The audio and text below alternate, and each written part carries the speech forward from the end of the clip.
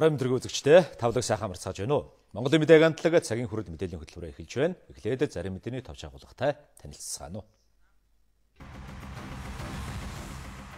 Эрүүл мэндийн даатгалын шинэ хуулиар даатгуулагч өөрөө эмнэлгэн эмчийн сонгох эрхтэй. Дунд сургуульд олгох хувьсах зардлыг сургалтын төлбөрийн хэмжээтэй нь уялдуулан олгодог болно. Оросын холбооны улсууд зорчихсон манай иргэд Алтан булгийн бомб дээр 48 цаг хүлээж байна. Орон нутгийн эрх мэдэл улсын их хурлаас хит хараат байгааг засаг дарга нар шүүмжиллээ. Өнөөдөр ардын хувьсгалын их удирдагч Жанжин Сүхбаатарын Мэндэлсний 122 жилийн ойн өдөр. Монголын үндэсний олон нийтийн радио телевизийн уран бүтээлчид Морьтой Монгол аяныг санаачлан Хинтээ аймгаас эхлүүллээ.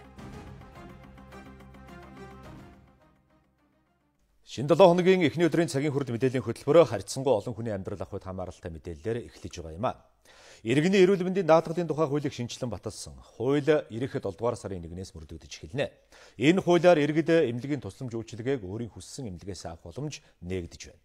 Өөрөөр хэлбэл хэн чанартай сайн үйлчилгээг даатгуулагчид үзүүлнэ, тэр эмнэлэг нь өрсөлдөөний зарчмаар санхүүжилтийн авна гэсэн үг. Иргэний эрүүл мэндийн даатгал иргэдэд ямар боломжуудыг бүрдүүлсэнийг одоо үзэгчдэд хүргэе. Жишээ нь Төв аймгийн Баян Чандман суманд харьяалалтай иргэн цэцгээ эрүүл мэндийн даатгалаараа зөвхөн сумын эмнэлэгтээ үйлчлүүлдэг байсан бол шинэ хуулиар өөр сумын эмнэлэгт ч үзүүлэх боломж нээгдэх юм байна.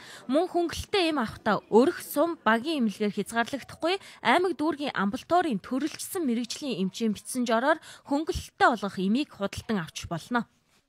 Цахим эрүүл мэндийн даатгалтай хүн бол Монгол улсын аль ч эрүүл мэндийн байгууллагаас тэр даатгалд заагдсан тусламжаа аваад тэрнийхээ дагуу төлбөр тооцоо хийгдэж явна. Тэгэхээр одоо даатгалын байгууллага дээр очиод тооцоо хийн ч гэдэг юм уу төлөв тушаана гэсэн юм байх өөрөө даатгалын шимтгэлийг цохих хугацаанд нь төлцсөн байх ёстой. Цалингаасаа юм уу эсвэл одоо орлогоороо тэрнийхээ дагуу шаардлагатай тусламж үйлчилгээгээ одоо авч болох нэ. Нэг иргэнд ноогддог эрүүл мэндийн даатгалын 1.8 сая төгрөг нь тухайн жилдээ эмчилгээнд нь хүрэлцэхгүй болчих юм бол өрхийн даатгалаар дамжуулан гэр бүлийн нэг гишүүний даатгалын мөнгнөөс шилжүүлэн ашиглаж болох юм байна. За шинжилсэн хуулинд өмнө нь авч байгаагүй олон төрлийн эмчилгээ үйлчилгээг нэмжээ. Энэ тухайлах юм бол одоо хавдрын одоо хүнд өвчтэй хүмүүс төнгөвчлөх эмчилгээ бол эрүүл мэндийн даатгалд орж байна. За дээрэс нь хавдрын одоо өдрийн одоо эмчилгээ болон туяаны эмчилгээ орж ирж байна. За 37 хүртэл 7 хоногийн одоо жирэмсэн эхчүүдийн эмгэг төрсний дараах эмгэгийн тусламж үйлчилгээ орж ирж байна. Даатгуулагч эрүүл мэндийн тусламж үйлчилгээг тэгш хүртээмжтэй чанартай түргэн шуурхай авна. Мөн эрүүл мэндийн байгууллага холбогдох мэдээллээр хангана. Хэрвээ энэ үүргээ хэрэгжүүлэхгүй бол иргэн гомдол гаргаж тухайн албан тушаалтанд хариуцлага тооцоолно. Миний өмнөөс эрүүл мэндийн бүтээгдэхүүн үйлчилгээ надад худалдан авч өгдөг эрүүл мэндийн даатгалын байгууллагын даргаыг халдаг, сольдог, гомдол гаргадаг эрхэм даатгуулагч байгаа. Өмнө нь тэр байгууллагын даргаыг сайд тавьдаг, тэр нь сайд таалагдж ажилладаг, эмнэлэг сайдад л таалагдаж ажилладаг болохоос биш тэр анх мөнгөний өгсөн эрүүл мэндийн одоо даатгал төлөгчд ерөөсөө таалагдаж ажилладаг байсан. Иргэд эмчилгээ үйлчилгээ авахдаа даатгалын цэнхэр дэвтэр бус захим картаар үйлчлүүлнэ. Ийм мэдээллийн баазыг 2006 оноос бүрдүүлж эхэлсэн шатны эмнэлгүүд бүгд захимд шилжсэн. Гэхдээ энэ програм нь өвчтний овог нэр, регистр, үзэлгийн тоо зэрэг мэдээллээр хязгаарлагдаж байгаа. Тиймээс энд төлбөр тооцооны системийг нэмснээр захимд бүрэн шилжинэ гэдгийг хэлж байсан юм. Иргэний эрүүл мэндийн даатгалын тухай шинжилсэн хууль эх 7 дугаар сарын 1-ээс мөрдөгдөх юм а. Хит өндөр төлбөртэй хувийн сургуулиуд төсөв мөнгө нь хаанаач хүрдэггүй төрийн өмчийн ерөнхий боловсролын сургуулиудтай ижилхэн хэмжээний хувьсах зардлыг улсаас авдаг байсан. Тэгвэл одоо сургалтын төлбөрийн хэмжээнээс хамаарат хувьсах зардлын хэмжээг хувьчлан олгохоор болсон байна. Тодорхойлбол нэг сурагчаас 5 сая хүртэлх төгрөгийн төлбөр авдаг хувийн сургуулийн урсгал зардлыг 100%, 5-аас 10 сая төгрөгийн төлбөртэй бол 60%. Харин 10-аас дээш сая төгрөгийн төлбөртэй бол 30% хувьсах зардал олгохоор 2015 оны төсөвт суулгаж өгсөн байна. Улсын хэмжээнд хувийн хвшлийн 128 дунд сургууль байдаг. Тэд сурагчдаас 1 сая төгрөгнөөс эхлээд 18 мянган доллар хүртэл сургалтын төлбөр авдаг байна. Дунджаар 20 сая төгрөгийн төлбөр авдаг 500 хүүхэдтэй нэг сургууль жилд 10 тэрбум төгрөгийн орлогыг зөвхөн сургалтын төлбөрөөс олдог.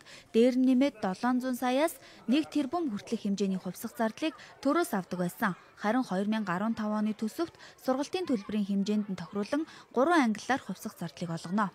Төрийн бус өмчийн ерөнхий боловсролын сургуулиуд нь бол улсын төсвөөс нэг хүүхэд ногдох хувьсах зардлаа санхүүж хүүхдэрээ мөдийн цайн зардлыг татаасаар авдаг байгаа. Өмнөх онуудад бол энэ тухайн сургуулийнхаа санхүүж хүүхдийн доогоор санхүүжээд яг эрдэнэ сургуульд бусад төрийн сургуультай адилхан авдаг байсан. 15 оны төсөв батлагдсантай холбоотойгоор тухайн сургуулийн төлбөр нь огт төлбөргүй юм уу 5 сая хүртэлх төлбөртэй сургуулиуд бол хувьсах зардлыг хуучнаар өөрөөр хэлбэл засгийн газрын тогтоолоор тогтоосон тэр хувь хэмжээгээр олгоно. 5 сая нэгээс 10 сая төгрөг хүртэл төлбөртэй сургуулиуд бол тухайн хувьсах зардлын 60% та тэнцэх хэмжээг 10 сая нэгээс дээш төлбөртэй сургуулиудын хувьд бол 30% та тэнцэх хэмжээний санхүүжилтийг татаас хэлбэрээр олгохоор бол одоогоор ингээ боловсруулад энэ дээр ажиллаж байгаа. Ийм байдлаар хит өндөр төлбөртэй хувийн сургуулиудад олгож байгаа хувьсах зарлаа бууруулад 1.5 тэрбум төгрөг хэмнэн энэ мөнгөөр 5 сумын сургуулийн хувьсах зардлыг өгч гэж болох юм а. Нийслэл хотын хэмжээнд өргөтгөл нь баригдаагүй. Сургуулийн анги танхим хүрэлцээгүй байгаагаас 21 сургууль 3 ээлжээр хичээллэж байна. Тэдний нэг болох Чингэлтэй дүүргийн 23 дугаар сургууль гэхэд 960 хүүхдийн багтаамжтай байранда 3000 жаруулаа хичээллэж байна. Боловсролын хуулиндаа бол нэг ангид бол 32-оос 35 хүүхэд суралцах ёстой. Гэтэл манайх бол одоо 2 дахин илүү хүүхдэд багш нар маань хичээл зааж гин гэсэн үг. За энэ утгаараа бид нар бас багш нарын одоо нэг хүүхдэд хүрч ажиллах боломж нь бас их хүндрэлтэй байна. За одоо яг энэ жишээгээрээ бол одоо 60 хүүхдэд ажиллаж байгаа багш бол үр дүн гаргахад бас хүндрэлтэй. Манай улс бага ангийн сурагч бүрт 251,200, дунд ангид 355,900, ахлах ангид 373,700 төгрөгөөр бодож хувьсах зардал олгодог байна. Хит өндөр төлбөртэй хувийн сургуулиуд болон ганц төгрөгийн төлбөр авдаггүй улсын сургууль хоёрын сургалтын орчны ялгаа тэнгэр газар шиг байна. Үүнийг өөрчилж сургалтын орчны зөрүүг арилгах нэг боломж нь хувьсах зардлын хэмжээг төлбөртөө ноёлдуулан хувьчлах арга гэж үзэж байна. Хувьсах зардлыг ялгууртаа олгож байгаа гэдэг бол цаашдаа энэ боловсролын салбарт байгаа ялгаатай байдлыг тэгш байдлыг хангах чиглэлээр бол хийгдэж байгаа ихний алхам гэж ойлгож байна. Ер нь бол боловсролын салбарын дараагийн нэг бодлого зорилт бол энэ болоод байгаа. Өнөөдөр яг тэгш орчин, тэгш байдлаа боловсролын хүртээмжийн тэгш байдлыг хангах гэдэг энэ асуудлууд яригдж байгаа холбоотойгоор бас үнэхээр өндөр төлбөртэй байгаа сургалтын орчин нөхцлүүд нь үнэхээр сайн шийдвэрчсэн сургуулиуд дээр тодорхой хэмжээний бас ийм одоо шаардлага гэдэг юм шахалт юм өгж байгаа л гэж ойлгож байна. Сургалтын төлбөр нь хамгийн өндөр 3 сургуулийг хүснэгтэд үзүүлье. Зөвхөн орчлон сургуульд 1005 сурагч сурдаг. Нэг сурагч жилд сургалтын төлбөр гэж 12-оос 18 мянган долларыг тус төлдөг.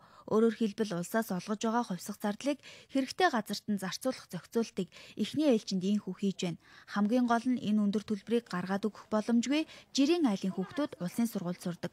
Тиймээс олон нийтийн эрх ашигын төлөө нийгмийн хариуцлага хүлээх хэрэгтэйг энэхүү сурвалжлагаараа хөндлөө.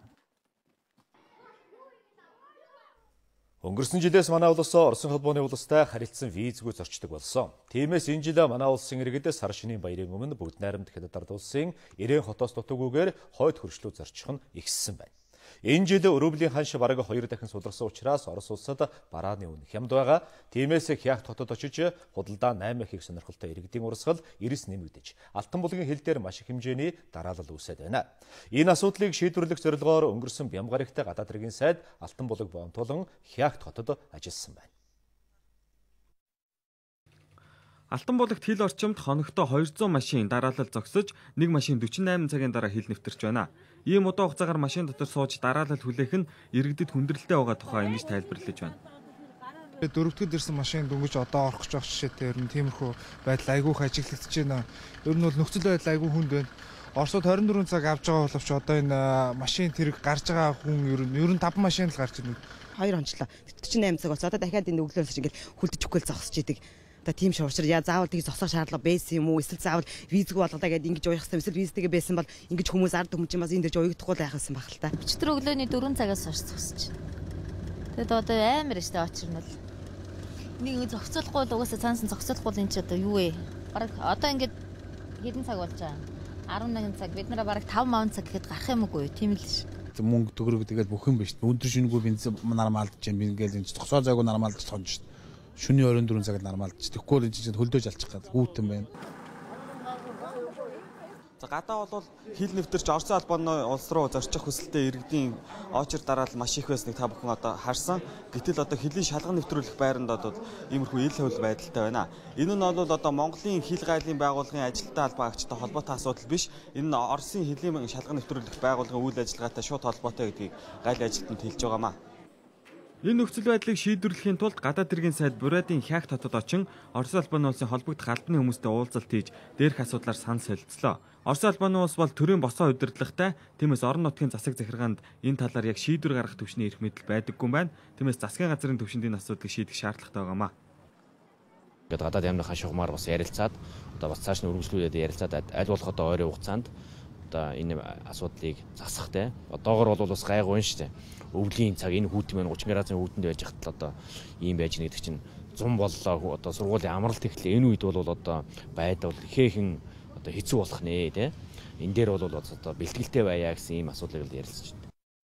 Хилээр нэвтэрч байгаа урсгалыг хурдсгахын тулд зам дээр том жижиг машинуудыг зэрэг оруулж байна.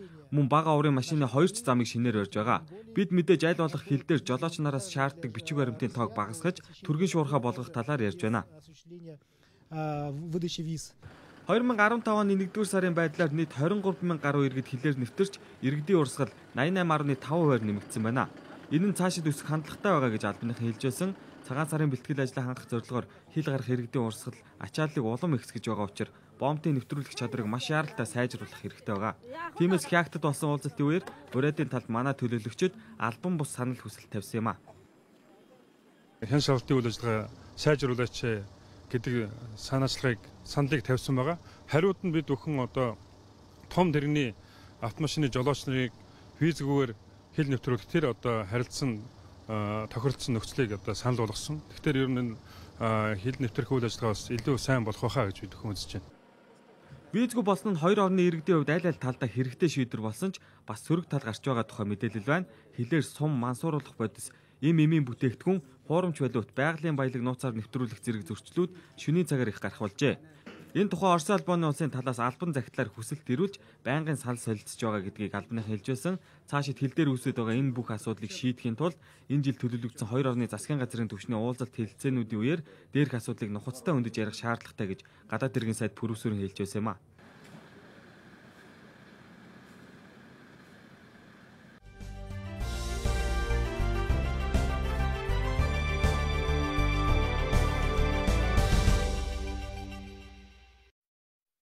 Орон нутгийн эрх мэдэл улсын их хурлаас хэтэрхий хараат байгааг аймгийн засаг дарга нар шүүмжиллээ. 2015 оны төсөв болон төсвийн тодотгол батлагдсны дараа улсын их хурл хууль зөрчиж, орон нутгийн эрх мэдлийг хэтэрхий хумилаа гэж үзэж байгаа юм байна. Монгол улсын ерөнхийлөгч Илбэг Дөржтэй уулзах үеэрэн энэ сэдвийг орон нутгийнхан онцлон хөндөсөн байна. Улсын хурл улсын төсвийг тодотгохдоо ганцхан л тоо өөрчлөхөд аймаг, сум, бүр багийн түвшиндээ хүртэл бужигнаж орхидгоо. Жишээлбэл Увс аймгийн орон нутгийг хөгжүүлэх сангийн мөнгө 10 тэрбумаас 7 тэрбум, дараа нь 4 тэрбум болтлоо буурчээ. Компаниудаар ажил гүйцэтгүүлэх гээд гэрээ хийчихсэн зарим компани хийсэн ажлынхаа хөлсийг авахар хүлээж байгаа. Гэтэл улсын хурлаас болоод худалч болчихлоо, шүүхэд дуудагдвал яах вэ гэж засаг дарга нь ярьлаа. Манай аймаг гэхэд эрхчил ганцхан объектыг шинээр байх. Бусдаа дуусгах гэдэг ингээд улсын төсвийн хөрөнгө оруулалтаар. Дээр нь одоо тэгээд энэ аймаг орны хөгжлөч нэг улсын хурлын 2 гишүүн шийддэг болж байна. Манай их хурлын гишүүч хэлчихсэн шүү дээ. Энэ 4 жил улсын хөрөнгө оруулалт байхгүй.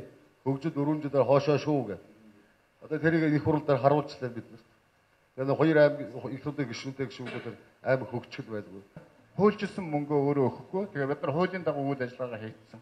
Ийм зүйлүүд байж байгаа. Тэгэхээр 15 оны төсөв мөн эхлээд татварын өмнө 7 өгнө гэж ирсэн 4 өгнө гэхлээр чинь нодингийнхаа хийснийг өгөөд хасах 1 тэрбумтай Сүхбаатар аймгийн төсөв ийм бодиттоор юм байж. Аж ахуйн нэгжүүд гэрээ хийж ажлаа хүлээж авсны дараа төсвийн тодтолоор мөнгийг нь хасчихдаг. Улсын хурал өөрөө төсвийн тухай хууль, төсвийн тогтвортой байдлын тухай хуулийг зөрчиж байна гэлээ. Энэ бол орон нутагт эрх мэдэл байхгүй байгаагийн тод жишээ. За төсөв батлахдаа улс төрийн өнгө аястай шүүмжлэлээр орон нутгаас ямар ч санал асуухгүйгээр шийдэж байгаа нь ноцтой асуудал юм гэж Улаанбаатар хотын дарга шүүмжилж байна. Сая их хурлаар энэ 15 оны төсвийг хэлцэхэд бол орон нутгийн эрх мэдэл бол маш хумигдмал байгаа гэдэг бол их тодорхой болсон. Яг үүндээ улсын хурал юу гэж шийдэж, юу гэж хүсснээр орон нутаг бол одоо орон нутгийн эрх хэмжээ тогтоогдож байгаа ийм нэлээд ноцтой байдал бол сая их хурал дээр харагдсан. Энэ дээр ямар эргэлт гарах шаардлагатай байна вэ гэхээр их хурал дээр гишүүд хэлэлцээд ерөнхийдөө ингээд буулгаж байгаа тохиолдолд засгийн газар түүний хүлээж авдгийг боловсруулах хэрэгтэй байна. Засгийн газар оруулаад төсвөө хамгаалаад орон нутгийн хөгжлийн сан гэдэг ингээд хамгаалаад магадгүй ерөнхийлөгчтэй хамтраад ингээд ажиллах юм бол бас боломж байгаа юм л да. Энэ дээр нэгдүгürt их онцгой анхаарай. Төрөөс баримтлах бод. За төсвийн асуудлаар улсын хурлтай ойлголцох хэрэгтэй. Орон нутагт төсвийн татварын эрх мэдэл очиж, орон нутаг өөрөө өөрийгөө асуудлыг шийддэг болчихвол Улаанбаатарт ирж зовлон бэрхшээл яриад байхгүй юмаа гэдгийг ерөнхийлөгч онцоллоо. Түүнээс гадна хөдөөгийн хөгжлийг хэмжих гол үзүүлэлт хүн амын шилжилт хөдөлгөөний тоо байна гэдгийг онцоллоо.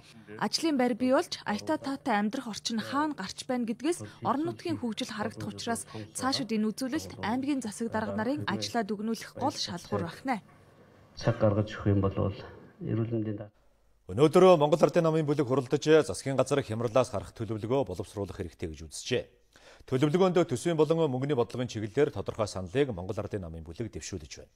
Жишээлбэл нийгмийн хамгааллын чиглэлээр гэхэд эмзэг үлгээн эрсдлээс хамгаалах зорилгоор тусгай хөтөлбөрийг олон улсын байгууллагын хөнгөлөлттэй зээлээр хэрэгжүүлэх хэрэгтэй гэж үзэж байна. Энэ талаар өнөөдөр бүлгийн гишүүд мэдээлэл хийлээ. Арчилсан нам Монгол Ардын нам 2 хамтарч засаг бариад баггүй хугацаа өнгөрч байна.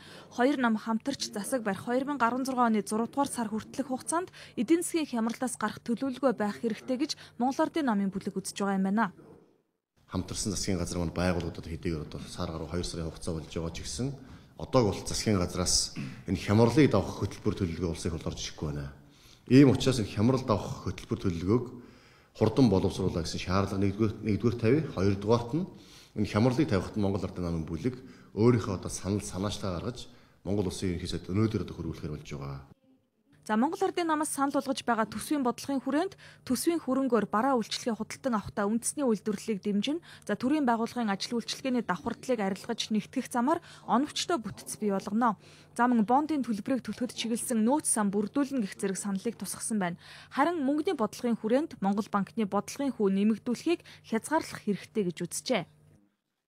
Ингэхдээ мөнгөний бодлогын одоо бүхий арга хэрэгслийг оновчтой ашиглах замаар одоо валютын аншигаа докторжуулах, үнийн аншны өсөлтийг барих дээр тал дээр онцгой анхаарч ажиллахаа их шаардж байгаа.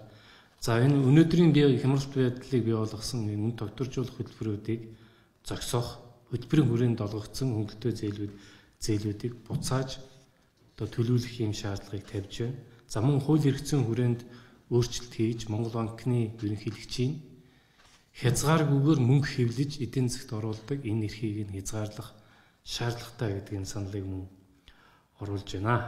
За мөн бизнесийн орчин ажил эрхлэлт орлого нэмэгдүүлэх чиглэлээр төрийн оролцоог багасгаж хяналт шалгалтын стандарт тогтоохыг санал болгож байна. Жижиг дунд үйлдвэрийг дэмжих зорилгоор жилийн 1.5 тэрбум төгрөг хүртэлх борлуулалтын орлоготой аж ахуй нэгжийн орлогын албан татварын хэмжээг 1% болгож хуульд өөрчлөлт оруулах хэрэгтэй гэж үзжээ.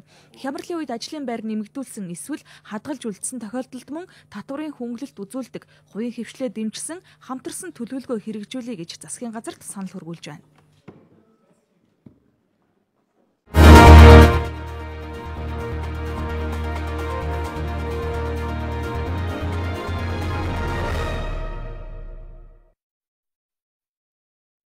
Орон төргийн үзэгчтэй цагийн үрд мэдээллийн хөтөлбөр өнөөдрийн сэдвээр газар тариалангийн салбарыг тойроод байгаа асуудлаар хүнс хөдөө аж ахуйн яамны стратеги бодлого төлөвлөлтийн газар ЧОИШ-тэй ярилцаж байна. Танд орон минь төргий. Орон минь төргий. За танай яамнаас бол 2 сарын 1-ээс эхлээд Улаанбаатарт олгох 1 тонн тутмын 70 мянган төгрөгийн урамшуулыг 2 сарын 1-ээс олгож эхэлнэ гэдгийг аль биесээр мэдэгдэжсэн. өнөөдөр 2 сарын 2 энэ мөнгө танаа дансанд орж ирээд одоо тариаланчдын данслуу шилжихэд ямар нэгэн асуудалгүй гэж ойлгож болох уу? Ойлгож болно. Өнөөдөр бид бүхний хувьд бол тариаланч төгөх урамшууллыг 70,000 төгрөгөөр холбогдох шийдвэрүүд нь гараад манай дансанд орж ирсэн байна. Одоо маргаашнаас ихэд бүх тариаланчдын одоо урамшууллыг тариаланчдын одоо шаардлагатай дансуудад нь шилжүүлэхэд бэлэн болсон байна. Бүрэн шилжүүлэлт болсон. Газар тариалангийн салбарынхныг сүүлийн үед хараад байхад 2 байр суурийн зөрүүтэй асуудал яригдаад байна л да. Энэ дээр өмнө олгож байсан 100,000 төгрөгийг яагаад 70,000 төгрөг болгоо гэдэг асуудал хурцаар яригдчихэ. Эдийн засгийн байдал нөхцөл хүнд байгааг бол ойлгож байгаа. Яагаад ийхүү таналт хийх болов?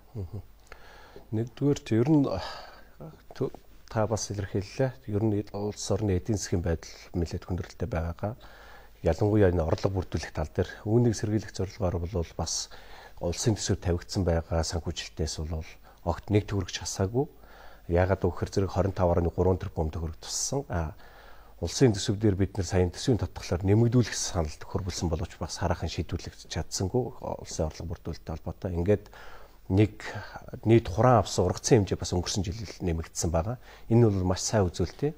Харин энэ нэг гагаас ургацын хэмжээ нэмэгдэнгүүд түүнд одоо нэгжид ногдох өртгийн хэмжээ бас буурч гарч ирдэг. Тухайлах юм бол 13 центрээс өнгөрсөн жил хурааж авч байсан улсын дунд 63 центр байсан бол энэ жил 16 центр болж өсөж гарч ирэхэд нэг гагаас авах ургацын хэмжээнд дээр бол нэмж орж ирж байгаа, илүү орж ирж байгаа орлого бол 50 орчим мянган төгрөг байна. За энэ бүх тооцооллын үүднээс 70,000 төгрөг болгож энэ урамшууллыг өнөөдрийн төсөвтэй нийцүүлээд олгож байна. Зарим тариаланчдын бас яг бухимдуулаад байгаа асуудал бол ургац хангалтайсан авчаад байхад яагаад заавал Оросын холбооны улсаас 20,000 тонн улаан будааг авах гээд байгаа юм бэ гэдэг асуудлыг маш хурцаар ярьж танаа амиг шүүмжилж байгаа. Та энэ дээр ямар тайлбар хийх вэ? Өнөөдөр юуны төрөнд бол бид нэр дотоодын хэрэгцээг хангах хууц хэмжээнд одоо ургац хурааж авсан байна гэдэг бол томоохон амжилт. Энэ бид саяхан одоо импортлох тухай асуудлыг Оросын холбооны улсаас ч үгүй Монгол бусад орнуудаас гурилаа хүртэл импортоор авч ирсэн үеэр саяхан өнөөдөр бид бүхэн бол дотоодын хэрэгцээг хангах хэмжээнд энэ ургацыг авсан байна. Одоо бид нэр тооноос чанар шилжих тухай ойлголтууд бол яг хүлээгдэж байна. Тухайлах юм бол энэ жил бид нар 350,000 тонн ургац яг гурилын үйлдвэрүүдэд энэ гурил үйлдвэрлэхэд зориулаад хурааж авсан байгаа нь сайн хэдий боловч цаанаа бол цавуулгийн хэмжээ одоо юу гэдэг нь чанарын хэмжээгээр бид нар зарим бүс нутагт бас хангалттай хэмжээнд авч чадсангүй. Тэгэхээр зэрэг үүнийг бол чанарын хувьд дээшлүүлэх хэрэгцээгээр бол байнга бид нар чанар сайжруулагчаар хатуулаг өндөртэй одоо хатуу улаан будааг бол бид нар авдаг байсан. За энүүнийгээ бол бас одоо өнөөдөр тариаланчд бас нөгөө талаас бол энэ бол томоохон хэмжээнд дэмжлэгж бодож байна. Байхгүй байгаа хэрэгцээг сайжруулнаа гэж үзэж байна. Дараагийн асуудал хүнс хөдөө аж ахуйн амныг бодлогоо өрж чадахгүй байна. Улсын хэмжээнд аль бисны бүртгэлтэй 77 гурилын үйлдвэр байдаг юм байна. Эдгээр үйлдвэрүүд өнөөдөр бүрэн хүчин чадлаараа ажиллаж чадахгүй байна, түүхий идэггүй байна гэдэг асуудлыг ярьж байгаа. Нэгдүгürt энэ гурилын үйлдвэрүүд бас саяхан бид нэр бас айлын амбарт бид нэр бас зарим хурааж авсан ургацаач ажиллаад өөрөөр хэлбэл тариаланчд нь хадгалуулаад авч исэн үед дөнгөж 2012 байна. Тэгэхэд бид нэр 100,000 тонн будааг тариаланчдын одоо гадна чойжилж хурааж авч ээж бас өвлийг өнжүүлж дараа жилүүд нь авч гурилын үйлдвэрүүд нийлүүлж байсан. Харин өнөөдөр бид нар гурилын үйлдвэрүүд нэгдүгээр боловсруулах хүчин чадал гадна агуулгах савын хэмжээнд бол нэмэгдээд ирсэн нь бол маш том амжилт. Харин өнөөдөр бид нар төхрөөс ямар нэгэн байдлаар үйлдвэр барихыг хоригддаг юм уу тийм нөхцөл байдгүй. Төрөөс хүнс хөдөө аж ахуйн талаар баримтлах бодлого дээр бид бүхэн бол хүнс хөдөө аж ахуйн гол нэрийн бараа бүтээгдэхүүн дотор мэдээж мах суу гурил гээд гол нэрийн бүтээгдэхүүнүүдээр дотоодын үйлдвэрлэлээ хангах, импортыг бууруулах, экспортыг нэмэгдүүлнэ гэсэн үндсэн зорилт байдаг. Тэгэхээр энэ зорилтын хүрээнд бол бид нар зорилтондоо хүрээд бас тодорхой хэмжээгээр нэмэгдсэн байна. Харин хитрхи одоо гурилын үйлдвэрүүд маань хитрхи одоо үйлдвэрлэл одоо хүчин чадал бий болсон нь өнөөдөр энэ нөхцөлийг бий болгож ярьж байна. Энийг бид нэр давуу тал болгох хэрэгтэй одоо цаашлаад бодлогын хүрээнд яах ёстой вэ гэхээр бид нэр цаашлаад дотоодын ургацаа нэмэгдүүлэх, цаашлаад экспортын асуудлыг ярих юм боломж бүрднэ. Энэ төрөөс баримтлах бодлого маань 2003-аас 15 хүртэл хэрэгжиж хугацаатай улсын их хурлаар батлагдсан. Одоо бид нэр шинжлэх дараагийн өрсөлдөх чадварыг нэмэгдүүлэх энэ хэмжээнд бид нэр бодлого шинжлэх хэрэгцээ шаардлага маань өгүүлэгдэж байна гэж хэлж байна. За баярлалаа танд. Цагийн үрд мэдээллийн хөтөлбөр өнөөдрийн сэдвээр газар тариалангийн салбарыг тойрсон асуудлаар хүнс хөдөө аж ахуйн яамны стратеги бодлого төлөвлөлтийн газрын дарга Чойштэй ярилцлаа. Танд баярлалаа.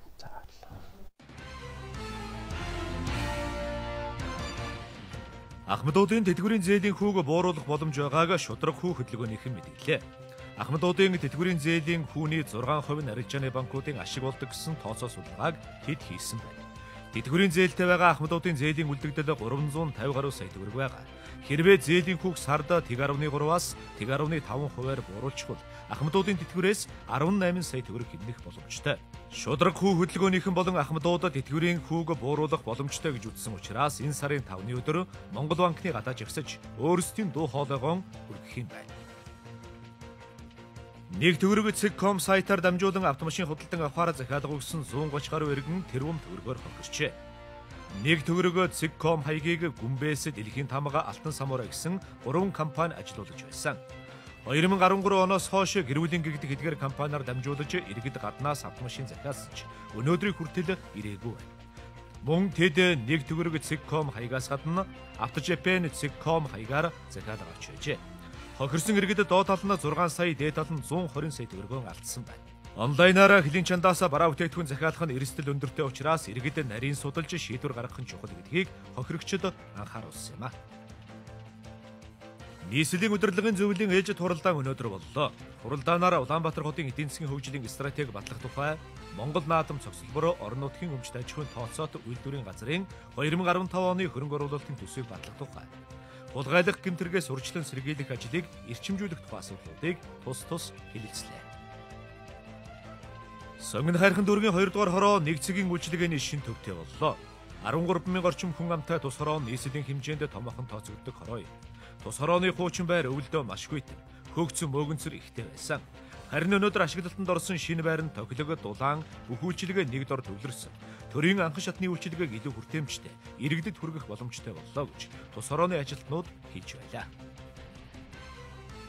Капиталист ертөнцид хог гэж байдаггүй. Өөрөөр хэлбэл хүн өөрийн сонирхож байгаа түүх өгүүлэх юуг ч болов цуглуулж болдгоо гэж хобби Европсын ертөнцийн номын зохиогч Вандан Дорж ярилаа.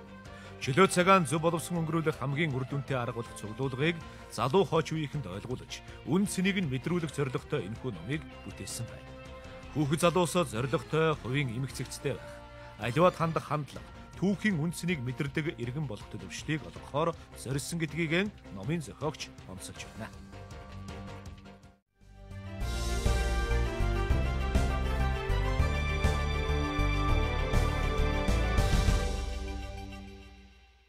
Цагийн хүрдтэй хамтдаа байгаа үзэгчид та бүхэнд баярлалаа. Манай хөтөлбөрийн дараагийн хэсэгт анхаарлаа хандуулцгаана уу.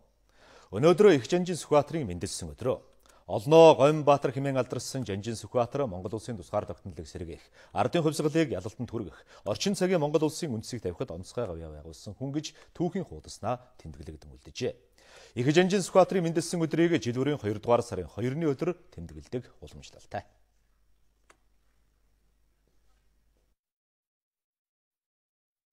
Өнөөдөр их Жанжин Дамтны Сүхбаатарын мэндэлсэн өдөр. Тэрээр 1893 оны 2 дугаар сарын 2-ны өдөр буюу өдгөөгөөс 122 жилийн өмнөх энэ өдөр Маймаа хотноо Сэцэн хан аймгийн Харьяата ард Дамтны гэрт төржээ. 22 настай даан зүүн өмнө хязгаартах Хятад цэргийн эсрэг байлдаанд эрэлхэгээр тулалдсан нь түүний алдрын эхлэл байжээ. Дамтны Сүхбаатар хувьсгалт нууц бүлгийг санаачлан байгуулагчдын нэг байлаа. Улмаар нууц бүлгэмүүдийг хувьсгалт байгуулга болгон нэгтгэж Монгол ардын нам гэж нэрлэхээр тогтсон нь түүнийг Монгол ардын намыг үндэслэгч гэж үзэх болсон юм а. Улмаар 1921 оны 2 дугаар сарын 9-нд болсон хувьсгалчдын зөвлөгөөнөөр ардын журам цэргийг байгуулж Сүхбаатарыг цэргийн жанжинаар томилсон байна. 1921 оны 3 дугаар сард Монгол ардын засгийн хэргийг бүгд төр захиран шийтгэх газар гэдэг нэртэйгээр Монгол ардын төр засгийн газрыг байгуулсан байна. Ингээд 1921 оны 7 дугаар сард засгийн бүх эрхийг ардын төр засгийн газарт шилжүүлэхээр шийдвэрлэжээ. Ардын хувьсгалыг гарамгаа удирдсан Жанжин Сүхбаатарт ардын эрхэт Монгол улсын анхны Зоригт Баатар цолоор шагнаж байсан байна. Тэрээр насан эцэс болтлоо бүх цэргийн жанжины албыг хашиж байжээ. Жанжин Сүхбаатар бол Монголын 20 дугаар зууны түүхэнд бол яа харахгүй чухал үүрэг үүссэн нэг мөн. Энэгээр нь бид түүхэнд харах хэрэгтэй. Ер нь түүхэн зүтгэлтнүүдийн үйл ажиллагааг дараагийн үр дүнгийнх нь тэр талбар дээрээс нь үнэлэх хэрэгтэй. Өнөөдрийн Монгол улс за социализмын үеийн бүгд найрамдах Монгол ард улс энэ бол дэлхийн түүхэнд гарч ирлээ шүү дээ. Тусгаар улсын хувьд, бүрэн эрхтэй улсын хувьд 90-ад оноос хойш бол бүр одоо чөлөөт Монголын хувьд дэлхийн тавцанд гарч ирлээ. Энэ чинь хэний ямар үйл ажиллагааны үр дүнд бий болоо гэдгийг бид харж байна. Их Жанжин Сүхбаатарын түүхэн гавьяаг алдаршуулж, залуу хойч үед сурталчлан таниулах ажил өгүүлэгдэж байгааг тэрээр мөн хэлж байлаа. Тухайлбал Сүхбаатарын талаарх түүхийг гойруулсан, эсвэл судлагдаагүй орхисон олон баримт бий. Энэ бүхнийг шүүн тунгааж, түүхийг үннээр өгүүлэх цаг ирснийг хэлж байлаа. Ер нь бол Сүхбаатар Жанжины түүхчсэн бүрэн судлагдаж бас дуусаагүй л байгаа шүү дээ. Одоо хамгийн наадтын жишээ нь гэхэд л жинхэнэ өөрийнх нь нэр бол Баатар гэдэг юм. Анх лам багшийн өгсөн нэр бол Баатар. Харин яг тэр мэндэлж явах үед нь аав нь сүх болоод тэр Баатар лам багшийн өгсөн Баатар дээр нь сүх гэж нэмсэн. Жишээлбэл. Тэгэхээр эний чинь бид нар ингээ хойлол нөгөө сүүл зүх гэдэг хүүд Баатар болохоор Баатар цол олгож игээл ингээл явлаа штэ. Гэтэл энэ мэн чинь ингээл бас тодорхой гişил байж исэн зөндөө бүрэн судлагдаад дуусаагүй. Ер нь түүхэн үйл явц түүхэн хүний судалгаа гэдэг чинь их удаан цагийн хугацаанд хийгдэж явдаг штэ. Монгол улс үндэсний эрхчлөө тусгаар тогтнолоо сэргээ мандуулах үйлсийг манлайлагч ардын хувьсгалын нэрт жанжин дамдны Сүхбаатарын мэндэлсэн өдрийг жил бүр уламжил болгон тэмдэглэдэг. Харин Сүхбаатар судлалыг хөгжүүлэх шаардлага байгаа гэж түүхчид үзэж байна. Ардын хувьсгалын нэрт жанжин дамдны Сүхбаатарын мэндэлсэн өдрийг тохиолдуулан өнөөдөр түүний хөшөөнд цэцэг өргөж хүндэтгэл үзүүлэх ёслол боллоо. Сүхбаатарын хөшөөнд хүндэтгэл үзүүлсэн талаарх сурвалжилгыг одоо хүлээн авна. Их Жанжин Сүхбаатарын мэндэлсний 122 жилийн ойн өдрийг тохиолдуулан Монгол Ардын намын дарга инх болд Монгол улсын шадар сайд хүрэл сүх тэргүүтэй төлөөлөгчд болон иргэд Сүхбаатарын хөшөөнд цэцэг өргөж хүндэтгэл үзүүллээ. За энэ хүний ажил амьдрал бол яахын аргагүй Монгол орны тусгаар тогтнол Монгол Ардын намын үүсэл хөгжилтэй салшгүй холбоотой ийм хүн одоо байсан. Энэ хүн бол 1921 оны ардын хувьсгалыг одоо нөхдүүдийнхээ хамтаар удирдах жолоодож ардын хувьсгалыг ялуулж энэ хаан цасгийг одоо халах бүгд найрамдах улс болох үндэс суурийг бол тавьсан. За энэ 1921 оны ардын хувьсгал бол монголчууд бид бүхний түүхэнд бол тодоор одоо тэмдэглэгдэн үлдэх ёстой. Бидний одоо тэмдэглэж байх, бидний ярьж байх, дурсаж байх ёстой ийм одоо түүхэн чухал одоо үйл явдал болсон. Өнөөгийн одоо бүгд найрамдах Монгол улс, Монгол ард улс, за ингээд Монгол улс гээд одоо бид бол 21-р зууны одоо энэ бүрэн эрхэт улс бүрэн болж оршин тогтнох үндэс суурь бол яхаа аргагүй бас энэ 21 оны ардын хувьсгалтай бол салшгүй холбоотой. Сүхбаатарын нэрмжтэй төв далбайг Чингисийн талбай болгож өөрчилсөн. Цаашлаад хөшөөг нь буулгах тухай асуудал мэрсэр яригддаг. Аль ч нийгмийн үед түүхэн хүмүүсээ улам алдаршуулж байдаг дэлхийн орнуудын жишгээр Их Жанжины талаарх түүх дурсгал, ном сурах хүчгийг олшруулах нь зүйтэй гэж цэцэг өргөх ёслолд оролцсон ахмадууд хэлж байлаа. Одоо бидний үеийн ултгаа 8 настай хүүхдээс 80 настай одоо хөгшид хүртэл одоо Жанжины талбайг одоо маш хүндэлцтэй ирдэг байлаа шүү дээ. Намайг анх сургуульд орж явахад одоо 1893 оны 2 сарын 2-нд Жанжин Сүхбаатар төрсөн гээд пенерийн цуглаан жигсаал хийдэг одоо ёслол төгөлдөр байдаг байсан. Одоо бол тийм байхгүй. Монгол гэдэг нэрийг анхтаа одоо гаргаж ирж одоо юу аажсэн ийм хүн шүү дээ. Чингисийн дараах Манжин дарлын үеэс хоошоод монголчин тасарсан шүү дээ, Монгол төрөж байхгүй. Тэгэхээр энэ тасарсныг залгаж өгсөн хүн бол Их Жанжин Сүхбаатар. Ийм учраас энэ хүний гавьяа зүтгэлийг түүх гэсэж мартаж болохгүй. Хожим маань мартаж болохгүй. Ургам нандин нь хадгалж, баяжуулж, хөгжүүлж, дэвжүүлж явах ёстой гэж бодож байгаа. Анх 1930 оноос эхлэн Улаанбаатар хотын төв талбайг Сүхбаатарын талбай гэж нэрлэх болжээ. Мөн 2 дугаар дунд сургуулийг Сүхбаатарын нэрмжтэй сургууль болгосон. 1943 оноос эхлэн Сүхбаатар аймгийн Сүхбаатар сумыг Их Жанжины нэрээр нэрлэх болсон. Мөн тэр жилийн Сүхбаатарын нэрмжтэй офицерийн сургууль байгуулсан. Сүхбаатарын нэрмжтэй төрийн дээд одон медаль, музей, гудамж бий болгосон зэргээр түүний нэрийг алдаршуулах шийдвэрүүдийг гаргаж байсан байна. Их Жанжин Сүхбаатар бол тухайн цаг үеийнхэн хүүхэд багчуудын бахархан дуурайх хүн болж байсан. Монгол хүн хүүхэд ахуй цагтаа ямар байх ёстойг сүхүүгээр төлөөлүүлэн зохиол бүтээл тойрон сурталчилж байсан. Үцэс сурдлын зохиол гэж үл тоогдох болсон хэдий ч өнөө хүртэл сүхүүгийн тухай зохиол бүтээлийн тойрогсаар байгаа хүүхдийн зохиолч Лувсан Жав өнөөдөр манай сэтгүүлчтэй уулзсан байна. Хүүхдийн зохиолч Лувсан Жав 1958 оноос эхлэн сүх хүүгийн тухай зохиол бүтээл тойрогхолжээ. Хэдийгээр Сүхбаатарын хүүхэд насны тухай баримт материал ховор байдагч тэрээр олон хүнтэй уулзаж ярилцсан багсаг дурсамж цуглуулснаа арвижуулан бичдэг болсон гэж хуучиллаа. Даваа гэдэг хүний одоо гэргийн хишгтван одоо нэг дурсан төдөл юм байдаг. Сүхбаатар багтаа одоо болдоо хөдөлсгийн явдаг аргал түүдийг ээжтэй их тусалдаг одоо их тусч хүүхэд одоо байсан гэж одоо бичсэн байдаг. Энэ бол Сүхбаатарын бага насны гэрэл зураг. Ховор гэрэл зургийг түүний ач охин Наран хүүхдийн зохиолч Лувсан Жавд дурсгасан байна.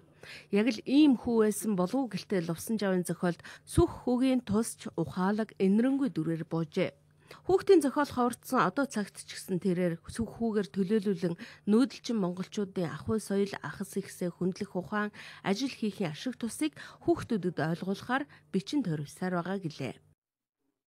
Америкийн Монгол эрдэмтэн Майкл Хейс гэдэг хүн бол орчуулж Америк хүүхдэд зориулж одоо ингэж Сан Франциско хотод бол энийг гаргасан. Америкийн хүүхдүүдэд маш их хэрэгтэй ном байна гэж үзээд тэгээд англи хэл дээр хэлсэн. Энэ бол манай их баярын одоо уран бүтээл гол одоо уран бүтээл нэг байгаамаа. Үннийг хэлэхэд 1990-ад оноос хойш хүүхдийн зохиолч нарын зохиол бүтээлийг хэвлэх, борлуулах газар олдгой байж хүүхдийн зохиол зогсонгүй байдалд орсон. Энэ үед хүүхдийн зохиолч, орчуулагч, инх баяр тэргүүтэй хүмүүс хамтран Даш Балбар агсны нэрэмжит Тэмүүлэл хүүхдийн зохиолын редакц байгуулан одоо хүртэл сүх хүүгийн тухай ном хэвлэн англи, орос, монгол, казак хэлнээ хөрвүүлэн олонний хүртэл болгож байгаа юм байна. Нэг сумын 1200 малчин мотоциклон ганцхан өдөр уналгүй өнчөхөд шатхуун зарцуулдаг 40 сая төгрөг хэмнэгдэх тооцоо гарчээ. Монгол улсын ерөнхийлөгчийн морьтон монголчуудаа морио унцгай уриалгыг Монголын үндэсний олон нийтийн радио телевизийн уран бүтээлчдэд дэмжиж морьтон монгол аяныг орон даяар өрнүүлэхээр Хинтээ аймгаас аяны гараагаан эхэлж байна. Сүүлийн жилүүдэд Монгол түмний уламжлалт ахуй соёл алдагдах болсныг мотоциклаар малаа тудаг малчдын жишээ харуулах болсон. Тиймээс ч төрийн тэргүүнээс эхлээд морьтон монголчууд морио унцгай уриалгыг гаргасан мэлээ. Сар шинийн босгон дээр Монголын үндэсний олон нийтийн радио телевизийн спортын нэвтрүүлгийн албаны уран бүтээлчид энэ уриалгыг дэмжиж морьтон монгол аяныг орон даяар өргөнүүлэхээр боллоо. Тэд аяны анхны нэвтрүүлгээ Хинтээ аймгийн Дэлгэр хаан Бэндэр сумдаас эхлүүллээ. Морио унцнараа эрүүл амьдралын ямар хэвшил бий болох юм. Өнөөдөр сумдууд дээр ингээд очиход тэр ахмадууд нь голдуу. Эмнэлэгт одоо өвчний түүх нээлгээгүй ахмадууд.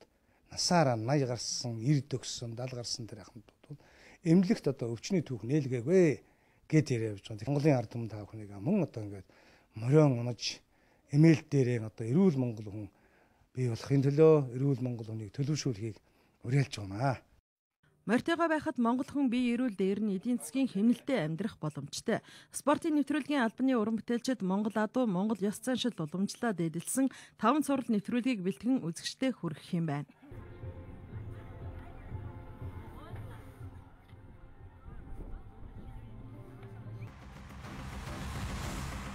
Япон улс өөрийн зэвсэг түвшнээ хөлийн чанар дэх ажиллагаанд ашиглах эрх олголоо.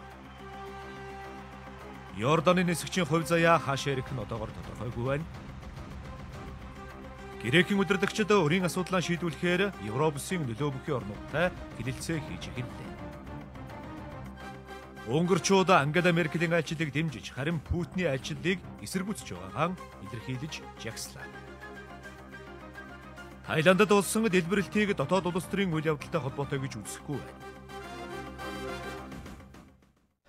Эдгээр мэдээллүүдийг гадаад мэдээллийн хэсгээс та бүхэн хүлээн авч үзээрэй.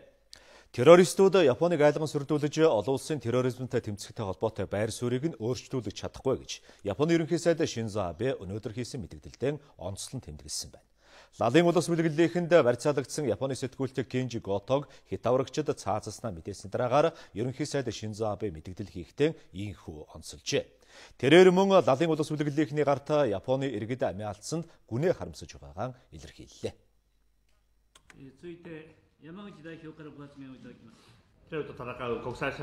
Япон улс олон улсын хамтын нийгэмлэгийнхний терроризмтэй хийж буй тэмцэлд гүйцэтгэх үүргээ бүрэн биелүүлэх болно. Бид улс орныхоо аюулгүй байдлыг бэхжүүлж олон улсын хамтын нийгэмлэгийнхэнтэй нягт уялдаа холбоотой ажиллах болно.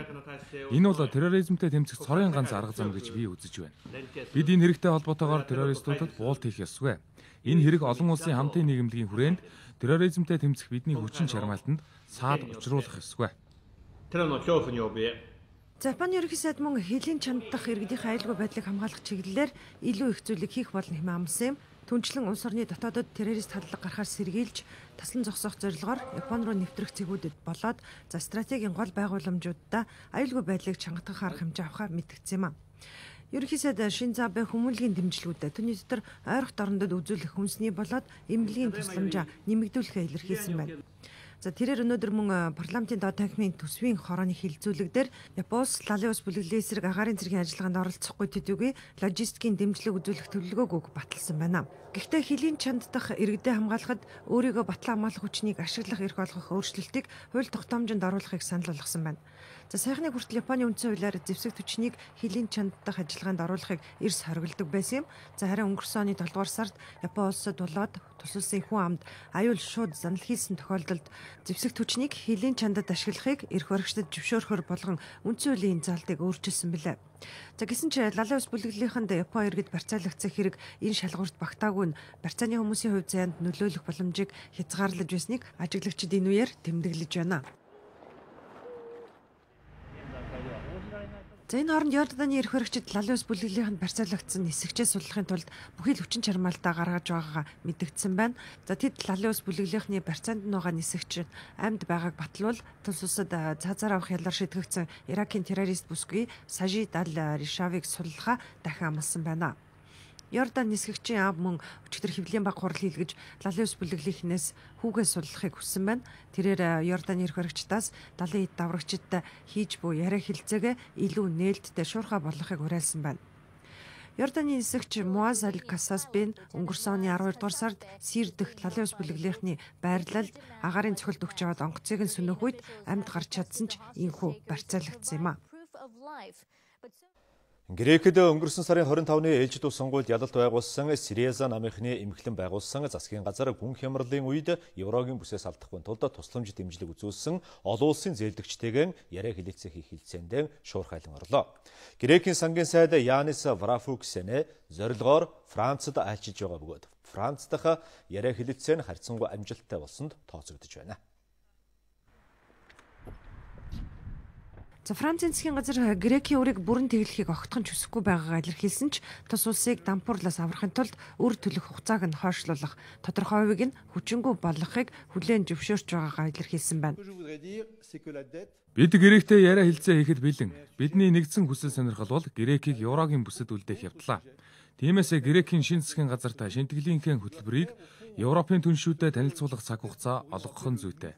Харин өрийн асуудлаар бол Грек Европын хооронд шинэ гэрээ хэрэгтэйч өрийг бүрэн хүчингүй болгох боломжгүй.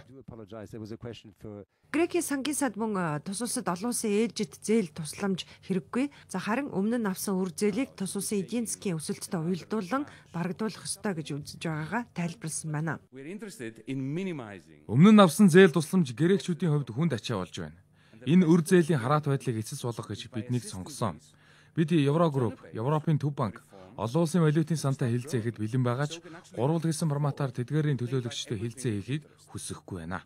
За үүгээр Грекийн шинэ эрх баригчид үр зээлийн асуудлаар шинэ түншүүдтэйг шинэ нөхцлөөр хилцхийг хүсэж байгаагаа дахин баталсан юм. За Грекийн сангийн сайд энэ зорилгоор Их Британи, Итали, Германд ч ажиллахаар төлөвлөж байгаа юм байна. Гэхдээ зээлдэгч гурвлын нэг болох Европын төв банк төдийгүй Герман улсч Грекийн өрийг хүчингүй болгох эсвэл шинчлэн өөрчлөхийн эсрэг байгаагаа мэдэгдэж байна. Унгарын нийслэл Будапешт хот дахь парламентын ордны гадна олон мянган хүн оролцсон эсэргүүцлийн жагсаал цуглаан болсон байна. Тэд ерөнхий сайд Виктор Орбан тэргүүтээ засгийн газрыг Европын эсрэг чиглэгдсэн бодлого баримталж байна хэмээн шүүмжилж байлаа.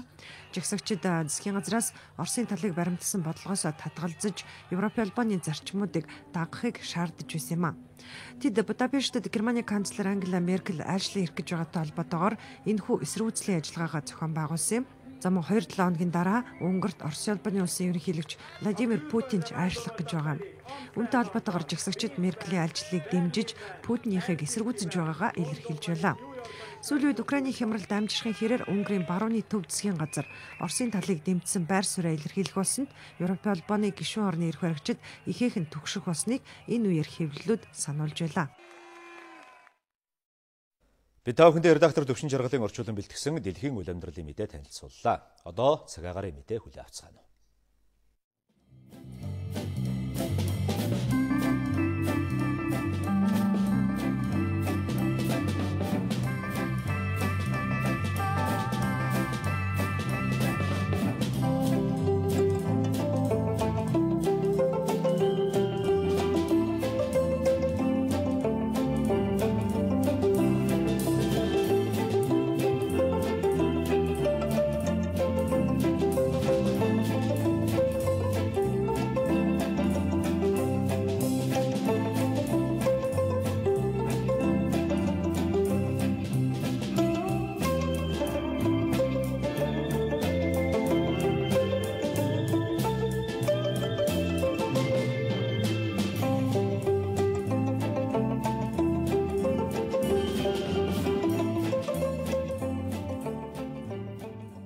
Эрхэм үзэгчдээ, цагийн хүрд мэдээллийн хөтөлбөрийн даваа гарагийн дугаарыг нэвтрүүлэгч Ханбаатар хөтлөн үзэгчид та бүхэн төрөлөө. Цагийн хүрдтэй хамтдаа байсан баярлалаа. Сайхан амарцгаарай. Баярлалаа.